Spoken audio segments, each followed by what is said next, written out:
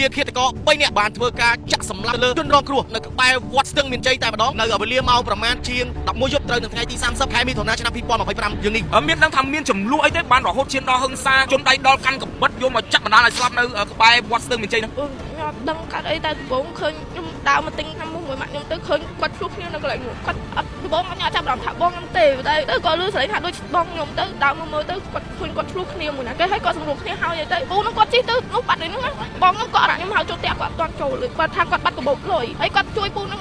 ងដួលម៉ូតូបានគាត់ជួយទៅឆ្លោះគ្នាហើយម៉ាក់ខ្ញុំគាត់ឲ្យលុយបងខ្ញុំមករៀនដើរទៅទិញអីផឹកចឹងទៅគាត់មកអង្គុយកន្លែងនោះហើយខ្ញុំដើរចូលកន្លែងនោះហើយឃើញពូនឹងជិះម៉ូតូមកវិញមានគ្នាម្នាក់ទៀតហើយមកសួរហៅបងខ្ញុំហើយលេងគាត់ម៉ាក់ខ្ញុំថាអត់ដឹងណាទេហើយក៏គាត់ជិះមកកន្លែងនោះហើយគាត់ចាក់បងខ្ញុំមកអត់ទាន់ដល់ត្រឹមនេះឃើញបងដួលបាត់ហើយអញ្ចឹងជនរងគ្រោះដែលត្រូវបានឃាតករចាក់ស្លាប់ហ្នឹងគឺជាបងប្អូនឯបកកើតមកដល់ពេលឃាតករចាក់ស្លាប់រួចហ្នឹងអូនទៅណាដែរបងឃាតករជិះម៉ូតូទៅបាត់គ្នាម៉ែនេះដែរបងឃាតក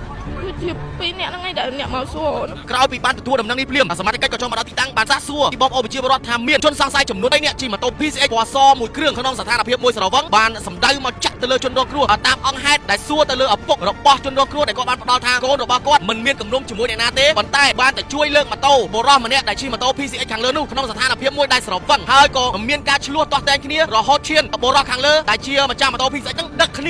នាមកសម្ដៅមកលើចាក់ទៅលើជនរងគ្រោះនៅលើបង់បែរនឹងផ្លូវ217ស្ថិតនៅក្នុងសង្កាត់ស្ទឹងមានជ័យទី1ខណ្ឌមានជ័យធ្វើឲ្យជនរងគ្រោះស្លាប់ភ្លាមនៅត្រង់ចំណុចកាត់ហេតុដេកនៅក្នុងក្លុកឈាមតែម្ដងអាហារបំពន់ស៊ីបែបប៉ារីជាប្រភេទអាហារបំពន់ដែលផលិតនៅប្រទេសបារាំងមានប្រសិទ្ធភាពខ្ពស់ក្នុងការដោះស្រាយបញ្ហាសុខភាពទាំងអ្នកមានសុខភាពទ្រុឌទ្រោមនិងអ្នកមានសុខភាពរឹងមាំក៏អាចពិសាបានព្រោះអាហារបំពន់ស៊ីបែបប៉ារីមានសមត្ថភាពខ្ពស់ក្នុងការការពារការកើតជំងឺមហារីកកាត់បន្ថយដុំគីរដូវមុខមិនទៀងបញ្ហារោគស្ត្រីការពារការកើតជំងឺទឹកនោមផ្អែមដោះស្រាយបញ្ហាក្រពះពោះវៀនអស់កម្លាំងលហិតលហៃវិលមុខកោកខ្យល់ញឹកញាប់គិតច្រើនគេងមិនលក់ជើសន្លាក់លើឈាមលើជាតិខ្លាញ់អាស៊ីតឬដងបាតនោមញឹកមេរោគក្នុងថ្លើមនិងអាចជួយសម្រួលបញ្ហាផ្សេងៗជាច្រើនទៀតទំនាក់ទំនងទិញតាមរយៈ Facebook Page ឬលេខទូរស័ព្ទខាងក្រោម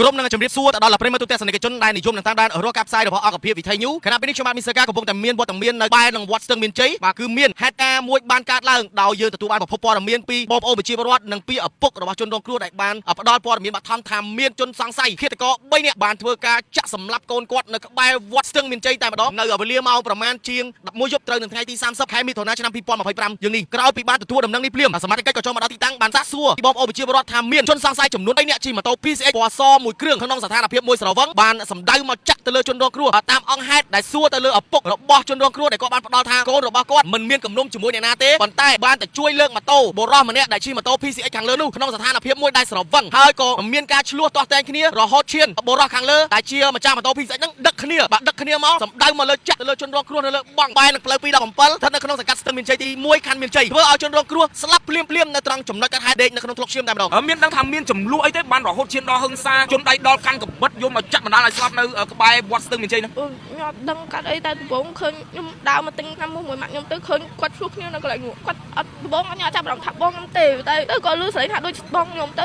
ដើរមកមើលទៅគាត់ឃើញគាត់ឆ្លោះគ្នាមួយណាគេហើយគាត់សម្រួលគ្នាហើយទៅពូនឹងគាត់ជិះទៅនោះបាត់នេះហ្នឹងបងខ្ញុំក៏អត់ខ្ញុំហៅចូលផ្ទះគាត់អត់ទាន់ចូលលើគាត់ថាគាត់បាត់កាបូបលុយហើយគាត់ជួយពូនឹងដួលម៉ូតូបានគាត់ជួយទៅឆ្លោះគ្នាហើយម៉ាក់ខ្ញុំគាត់ឲ្យលុយបងខ្ញុំមករៀនដើរទៅទិញអីផឹកចឹងទៅគាត់មកអង្គុយកន្លែងនោះហើយខ្ញុំដើរចូលកន្លែងនោះហើយឃើញពូនឹងជិះម៉ូតូមកវិញមានគ្នាម្នាក់ទៀតហើយមកសួរហៅបងខ្ញុំហើយលេងគាត់ម៉ាក់ខ្ញុំថាអត់ដឹងណាទេហើយក៏គាត់ជិះមកកន្លែងនោះហើយគាត់ចាក់បងខ្ញុំមកអត់ទាន់ដល់ត្រឹមនេះឃើញបងខ្ញុំដួលបាត់ហើយអញ្ចឹងជនរងគ្រោះដែលត្រូវបានឃាតករចាក់ស្លាប់ហ្នឹងគឺជាបងប្អូនឯបកកើតមកដល់ពេលឃាតករចាក់ស្លាប់រួចហ្នឹងអូនទៅណាដែរបងឃាតករជិះម៉ូតូទៅបាត់គ្នាម៉ែនេះដែរបងឃាតករជា2នាក់ហ្នឹងឯងដែលអ្នកមកសួរជំរាបសួរបងក្នុងនាមបងជាមន្ត្រីនគរបាលក្នុងខណ្ឌមានជ័យបងមកដល់ចំណុចនេះបងទទួលបានព័ត៌មានបឋមយ៉ាងម៉េចដែរបងខ្ញុំនៅប្រចាំការនៅកន្លែងបាទបងបាទដល់ពេលមានបងជាបរិបម្នាក់គាត់ជិះទៅប្រាប់ថាមានគេចាក់មនុស្សស្លាប់ដល់ពេលខ្ញុំក៏ឡើងមកដល់ឃើញដេកស្លាប់បាត់ហើយដល់ភ្លាមឃើញដេកស្លាប់នៅនឹងតែម្ដងបងបងមានបានសាកសួរបងប្អូនប្រជាពលរដ្ឋថា